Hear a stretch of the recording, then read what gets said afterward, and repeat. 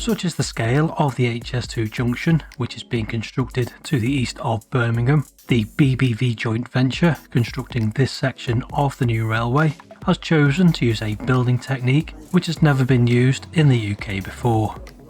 In this video, we'll take a look at how the northern part of Delta Junction is being constructed and the innovative building technique which is being used to deliver a number of viaducts across Delta Junction. The previous video explained what Delta Junction is, so I'd encourage you to watch that first if you haven't already. There'll be a link in the top corner and the description below. As I explained in the previous video, Delta Junction is in fact made up of a series of grade separated junctions, requiring the construction of 13 individual viaducts, crossing rivers, motorways and existing railways. The scale of Delta Junction has allowed BBV to employ a standardised process of constructing 13 separate viaducts, which will require the installation of 2,742 precast concrete segments. The segments are being manufactured locally at a purpose-built factory which has been set up just outside of Kingsbury, located to the northeast of Birmingham. The 55,000 square metre site, which began production in June 2023, is used to manufacture the 3.5 metre tall segments, which weigh between 50 and 80 tonnes each. The segments are manufactured in a similar way to those used for the Con Valley Viaduct, with rebar installed and concrete poured into moulds. The segments are cast next to each other in a process known as match casting. This ensures that the segments fit perfectly together, even on curved viaduct sections. The segments will be transported to the various viaduct sites by road on board low loaders. The segments are then stored on site until it's time for the segment to be installed. They are then transported to the assembly area on board self-propelled modular transporters. In total, 13 viaducts will require the construction of 136 spans, the majority of which will be constructed using a cantilever method, which has never been used in the UK before, but has been utilised successfully to build viaducts and bridges in other parts of the world. 11 spans will use the so-called side span method, which involves placing segments on a steel truss frame. This frame holds the segments in position until they are post-tensioned together. Once the post-tensioning is complete, the frame is removed, leaving behind a self-supporting, post-tensioned concrete box girder. Another 6 spans will be pre-assembled and then moved into place using self-propelled modular transporters. This system will be used to cross motorways, where working above or closing the motorway for long periods isn't an option. The cantilever method is perhaps the most fascinating, as it's a clever method of constructing large spans which need to be made up of individual segments.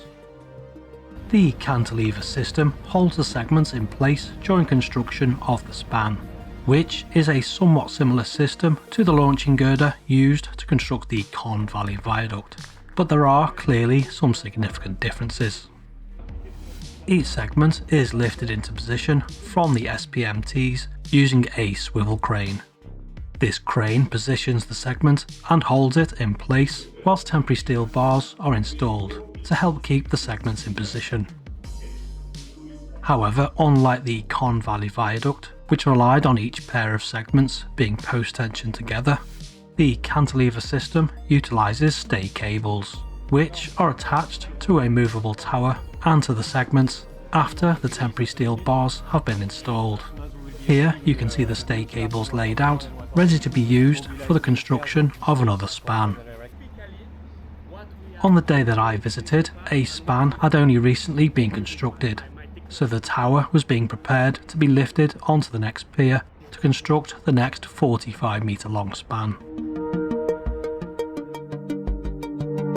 During construction, the span is effectively a temporary cable-stayed bridge, which is the part I perhaps find the most fascinating. Once all of the segments for the span have been installed, the deck is post-tensioned, with cables threaded through holes within the segments and within tubing which protects the post-tension cables. Once they have been installed, they are tensioned, then anchored to each end. Once tensioned, the stay cables and temporary steel bars can be removed, which leaves behind a post-tensioned concrete box girder span. This is probably the best way so far I have found to demonstrate the principle of post-tensioning. The viaduct section, which was recently completed, was one of the River Tame spans, on the northern section of Delta Junction. The River Tame viaduct will in fact be made up of 3 separate viaducts, which will be almost 500 metres long. The River Tame viaduct will be joined by the Water-Orton viaducts, which connect the northern part of Delta Junction to the Birmingham bound tracks. To support the viaducts, BBV is building a number of piers, with the construction of the Water-Orton viaducts alone requiring the construction of 32 piers, some of which are 18 metres tall. The piers are being built in situ using a modular mould system, which enables construction teams to be able to build piers of varying heights. Once the mould is in position, a prefabricated rebar cage is installed, and then concrete is poured. Once the concrete is cured, the mould is either moved up to construct the next section, depending on how tall the pier is, or removed once the upright is complete. Each pier is then topped with a hammerhead, which supports the deck. This requires the use of a separate mould which forms the hammerhead shape. The River Tame and Water-Orton viaducts converge on the Curdworth Box, which crosses the Derby to Birmingham line. The structure comprises 3 separate spans which cross above the existing railway. In order to reduce disruption to the railway, the deck was constructed using 25-metre long precast concrete beams, which were lifted into place during the summer of 2023. As I understand it, despite the cancellation of Phase 2, the 3 spans will still support 6 tracks in total, 4 of which will form the north-south main line, and 2 will head to and from Birmingham. Given the complexity of the junction arrangement, and the fact that so much work has taken place before the cancellation of Phase 2, it's difficult to see how the plans for the junction could be modified. But hopefully we'll know for certain what's going to happen between Curdworth and Handsacre in the spring, once the spending review has concluded. I'm sure I will be releasing a video as soon as an update on the northern part of HS2 is released, as at the moment there's not much information about what will happen between Delta and Handsacre, so be sure to subscribe so you don't miss that video. And don't forget to please give the video a like, it really is appreciated as it helps to get the video noticed.